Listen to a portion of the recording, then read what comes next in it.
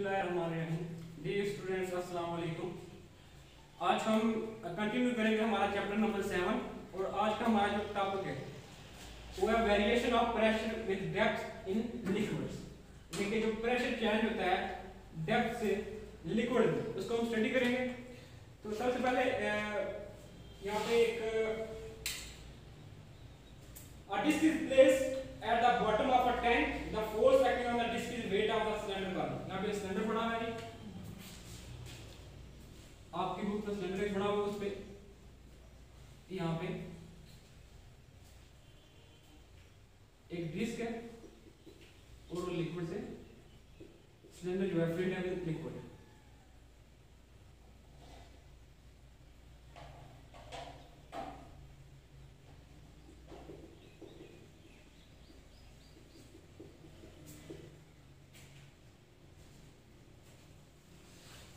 अब आपको कहता है कि the force acting on the disc is the weight of the cylinder column of liquid of height h। जो डिस्क पे फोर्स एक्सर्ट हो रही है और जितना भी इस सिलेंडर में लिक्विड है वो एक्सर्ट कर रहा है जी यहाँ पे डिस्क पे।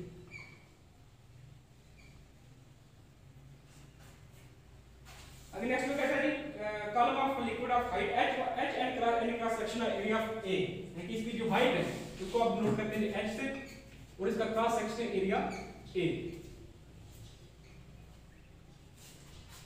Cross sectional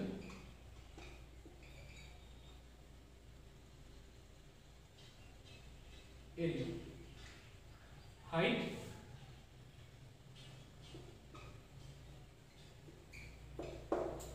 h is equal to height.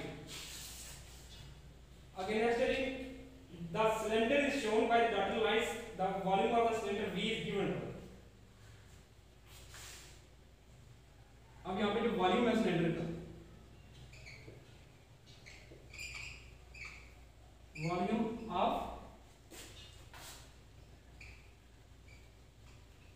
Cylinder यानी कि V is equal to A area of cross section और h इसकी जो हाइट है, ये इक्वल होगा वॉल्यूम की, यानी area of cross section multiply height is equal to volume of the cylinder. अगर नेक्स्ट कहते हैं the density of the liquid is rho then weight of the column of liquid is w equal to m। कहते हैं कि density जो है तो साफ किसी भी लिक्विड की यहाँ पे density rho is equal to rho, और जो यहाँ पे फोर्स लग रही है F is equal to weight, F is equal to W is equal to mg। और इस फोर्स को जो लग रही है यहाँ पे हमें नोट करेंगे F फोर्स जो लग रही है यहाँ पे लिक्विड जो लगा रहा है डिस्क पे, F is equal to rho into V G।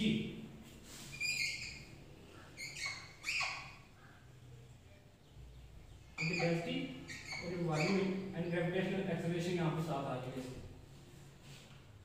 तो आगे वो कहता है the disc will experience a force equal to the weight of the liquid column, so F is equal to W is equal to rho Vg। The pressure at the bottom end of the disc is given.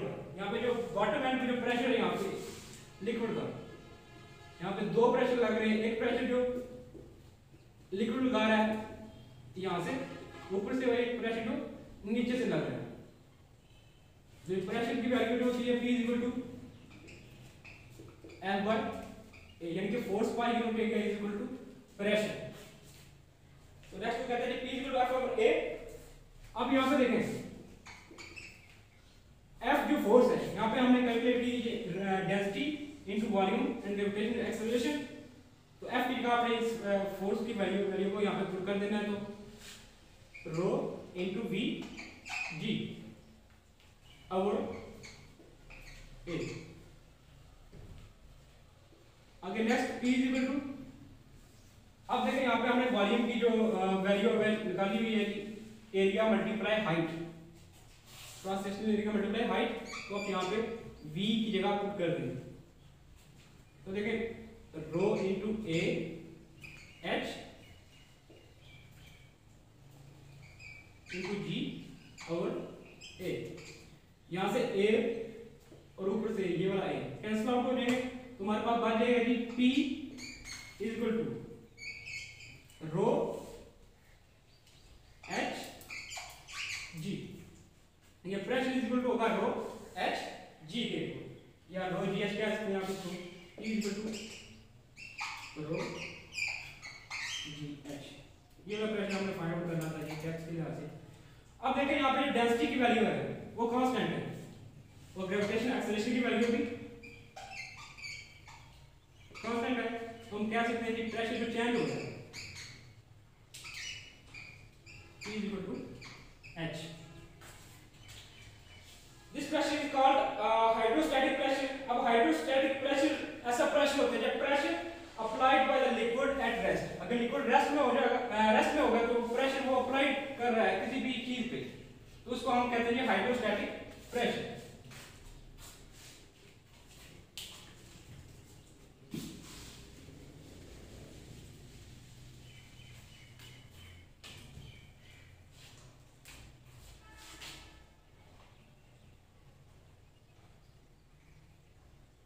Pressure applied by a liquid at rest is called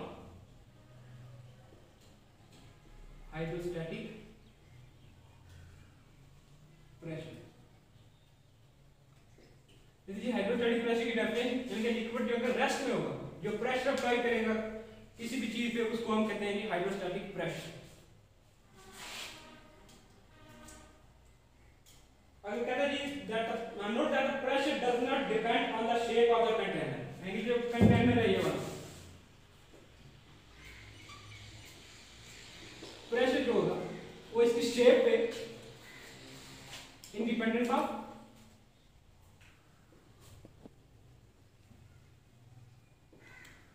its shape, यानी कि ये container liquid का जो pressure है वो container की shape पे depend नहीं करेगा, independence of its shape. Also all points at the same level experience the same pressure, लेकिन हर एक लेवल पे ये सेम प्रेशर जो होगा वो एक्सर्ट हो रहा होगा। अब कहता है जी pressure with the for a given liquid with constant density pressure increases with increasing depth, यानी कि अगर किसी चीज की आप डेप्थ को इंक्रीज करेंगे तो वहां पे जो प्रेशर होगा वो इंक्रीज होगा। फॉर एग्जांपल यहाँ पे हम इसकी डेप्थ को इंक्रीज कर देते हैं फर्दर, तो यहाँ पे जो हमारा प्रेशर जो होगा वो इंक्रीज होगा।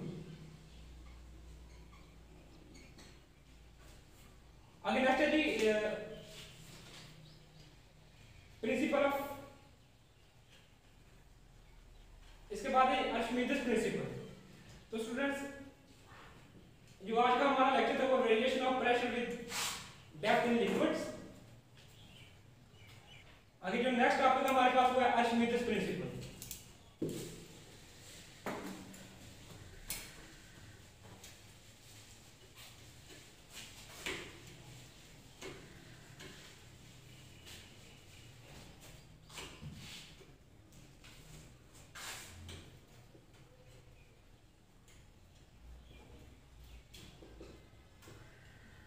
Archimedes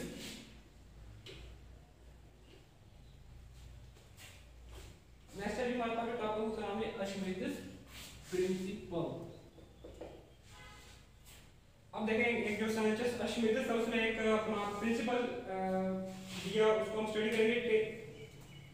उसकी डेफिनेशन कुछ इस तरह से वो कहता है कि when an object is wholly or partially immersed in a liquid it experiences an upthrust which is equal to weight of the liquid displaced by the object। कहते हैं अगर आप किसी भी चीज में आप किसी भी लेट्स से कि हमारे पास एक कंटेनर है,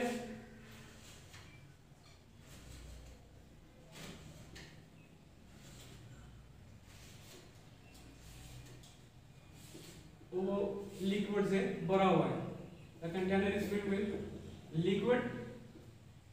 लेट्स से कि यहाँ पे एक रबर बॉल है, हम उसको इमर्स करते हैं यानी डिप करते हैं इनटू वाटर। जब ये डिप होगा वाटर में तो यहाँ पे एक अपवर्ड या अब थ्रस्ट या अपवर्ड फोर्स एक्सर्ट होगी रबर बॉल पे, और वो फोर्स जो है वो एक्सर्ट करेगा liquid on the rubber ball. When object is wholly or partially immersed in liquid, experience an upthrust which is equal to weight of the liquid displaced by the object. तो कहता है कि ये जो फोर्स होगी वो equal होगी weight of liquid की, यानी कि जो फोर्स एक्सर्ट कर रहा होगा liquid on rubber ball.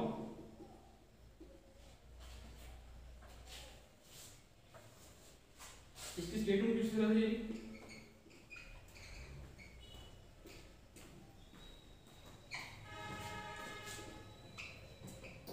when an object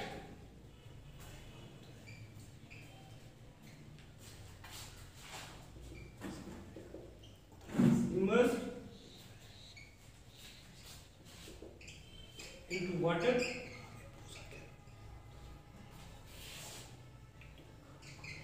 the water will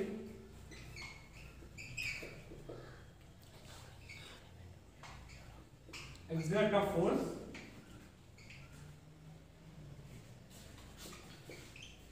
on object which is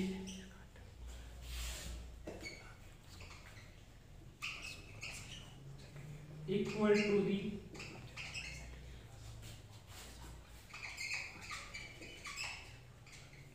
weight of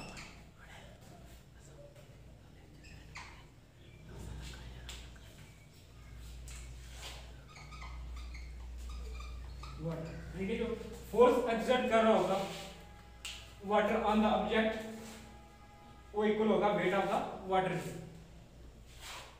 again next एक छोटी सी एग्जांपल है, उसे हम कैलकुलेट करेंगे इसकी मैथमेटिकल जो एक्सप्रेशन है.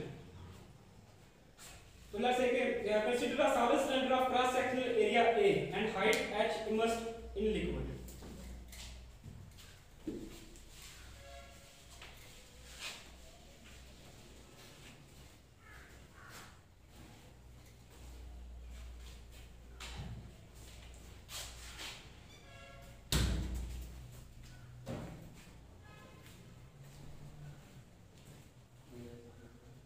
वो कह रहे हैं एक सॉलिड सिलेंडर है, इसको हमने डिप करवाया कंटेनर के अंदर जो लिक्विड से फिल्ड है. Cross section area A and height h, यानी कि इसका जो क्रॉस सेक्शन एरिया होगा वो A की इक्वल होगा और उसकी हाइट जो होगी वो h की इक्वल होगी. अब देखिए late h1 and h2 be the depths of the top and bottom faces of the cylinder from the surface of the liquid respectively. कहता है लिक्विड की सरफेस से, लेट्स से कि यहां तक लिक्विड की सरफेस है, जो H1 है हमारा लिक्विड की सरफेस से top face of the cylinder H1 height, और यहां से बॉटम एंड जो है यहां से लिक्विड की सरफेस से यहां तक, यानी बॉटम एंड तक जो हाइट हो वो H2. अगर नेक्स्ट है जी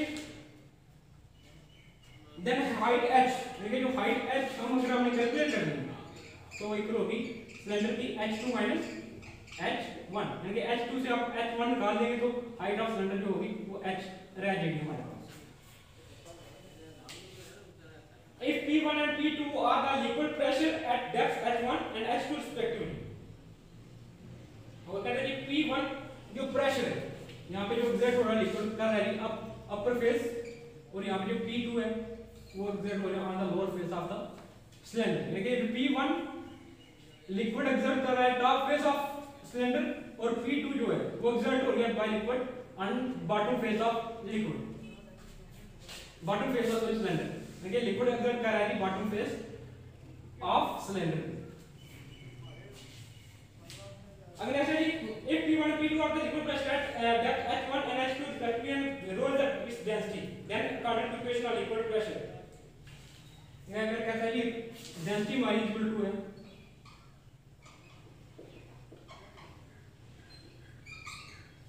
रो, तो देखिए जो हमारा प्रेशर होगा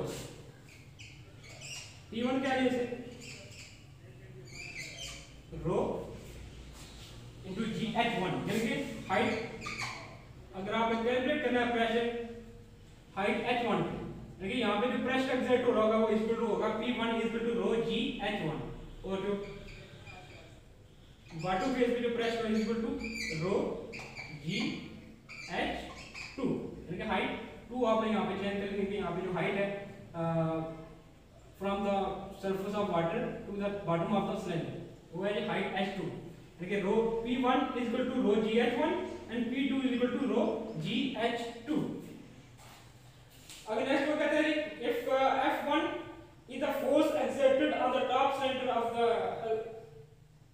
center of the liquid due to pressure P1 and force F2 is exerted by the bottom of the cylinder because of P2, यानी कि जो फोर्स यहाँ पे एक्सर्ट करा liquid on the top face of the cylinder उसको हम denote करते हैं F1 से, और द बॉटम फेस पे जो एक्सर्ट हो रही है लिक्विड जो फोर्स एक्सर्ट करे उसको हम F2 से डिनोट करते हैं यहाँ पे।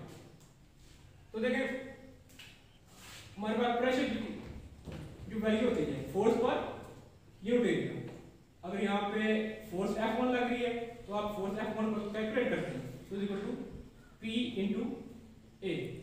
इस the same P equal to F2, यानी कि pressure P2 F2 over A, इसको आप रीराइट करते हैं तो हमारे पास F2 इक्वल टू आ जाएगा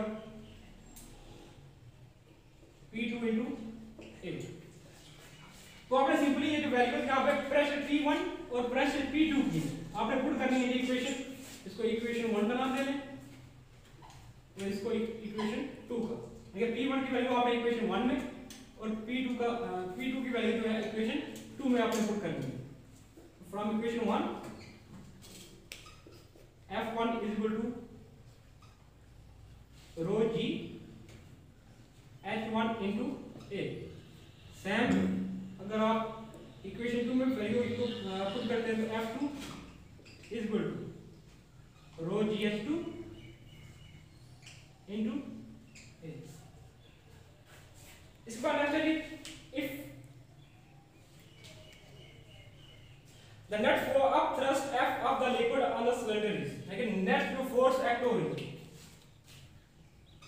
F is equal to F2 minus F1 के इक्वल, तो आपने F2 की वैल्यू और F1 की वैल्यू यहाँ पे पुट करके नेट अप थ्रस्ट जो है वो निकाल लेना है।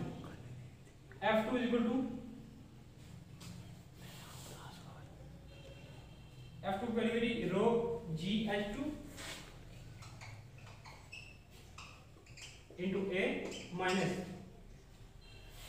रो GH1 into A।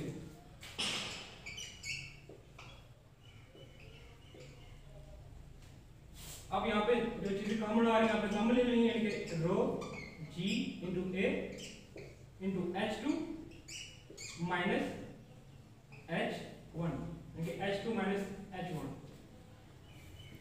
तो H2 minus H1 हमने पहले भी निकाला हुआ है इक्वल टू H, तो ये हमारे पास आ जाएगा H के इक्वल, तो आप इसकी वैल्यू यहाँ पुट कर देंगे इक्वेशन में, तो F is equal to rho G A H। अब देखिए वेरिएशन ऑफ प्रेशर के जो टॉपिक था हमारा उसमें हमने स्टडी किया था जी V is equal to volume is equal to area cross section multiply height, तो आपने इसकी जगह V को पुट कर देना इस इक्वेशन में। F is equal to row into V G, ये हमारा जी नेट अप थ्रस्ट आ गया liquid. Now rho GV is equal to the weight of the liquid before of thrust is equal to the weight of the liquid displaced। Equation satisfy Archimedes principle, यानी कि ये वाली equation जो है वो Archimedes principle को satisfy कर रही है। तो स्टूडेंट्स ये था हमारा आज का लेक्चर, इंशाल्लाह हम नेक्स्ट लेक्चर में फिर से हाजिर होंगे, तब तक के लिए अल्लाह हाफ़िज़।